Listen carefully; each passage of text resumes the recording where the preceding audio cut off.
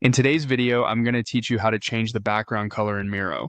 Whether you're looking to customize your board to fit your visual aesthetic or improve readability, changing the background color can make a big difference, and it's a straightforward process. So let's dive right into it. First things first, you need to open your Miro board. This is your starting point where all the magic happens. If you're already working in Miro, you're just a few clicks away from adding a personal touch to your workspace. Once you've got your board open, direct your attention to the left side of the screen. This is where you'll find the main tools and settings you'll need for today's task. Next, what you want to do is locate the three-dot menu, sometimes referred to as the ellipsis menu, at the top left corner of your screen. Clicking this will reveal a range of options related to your board settings and tools. This menu is your gateway to customizing various aspects of your board, including the background color. Now, hover your cursor over the option that says Board. This might seem like a small step, but it's crucial.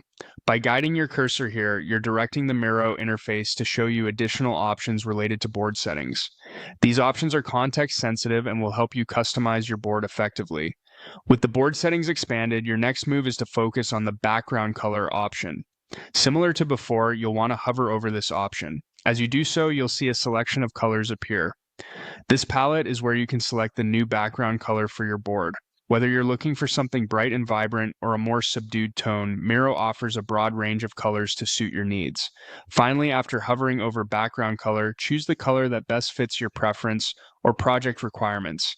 Simply click on your desired color and watch as the background of your Miro board transforms instantly.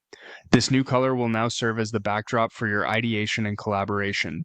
Remember, changing the background color not only personalizes your board, but can also impact the way information is perceived by your team or audience.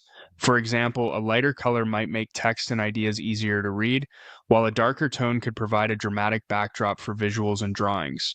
And there you have it. Changing the background color in Miro is as easy as that. By following these simple steps, you can quickly adapt your board to match your creative vision or practical needs.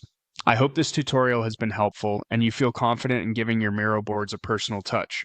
Thanks for watching and happy collaborating.